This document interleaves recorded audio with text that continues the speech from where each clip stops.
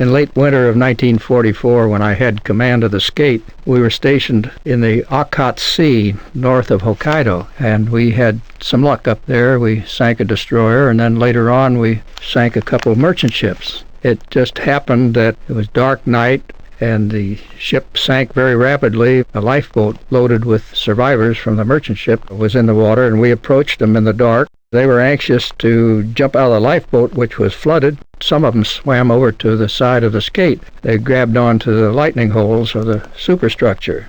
I had given orders if there were some prisoners available, we would take 3 of them aboard. Well, we got 2. We brought them aboard. They were very anxious because that seawater in the Okhotsk Sea at that time of the year is below the freezing temperature of fresh water. It's about 31 degrees because it's salt water.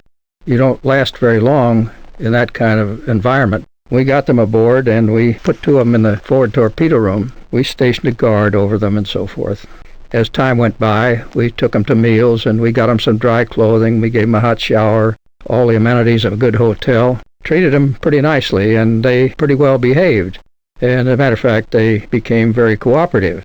It was my habit to inspect the ship below decks every Friday afternoon. On this particular Friday, I inspected the after end of the ship, and I came back to the wardroom to sit down and have a cup of coffee. At about that time, the leading torpedoman in the forward torpedo room knocked on the bulkhead and said, "Captain, are you going to inspect the forward torpedo room?" I said, "Well, why? Do you want me to?" He said, "Well, Captain," he says, "those prisoners have been busy for 2 days now getting ready for inspection, and if you don't inspect the forward torpedo room, they're going to be very disappointed." I said, "Well, I'll be right with you." So I got up and I went in the forward torpedo room. Nobody has ever seen a forward torpedo room glisten like that one. I don't know how they shined all the brass work and all the bright work, but they had the torpedo tubes, the muzzles, the hand wheels, the valves, everything was shining like ready for admiral's inspection ashore. So anyway, it was a very interesting highlight on the reaction of prisoners. They were darn lucky to get picked up. We couldn't save any of them other than what we'd already picked up. So whatever happened to the rest, I don't know.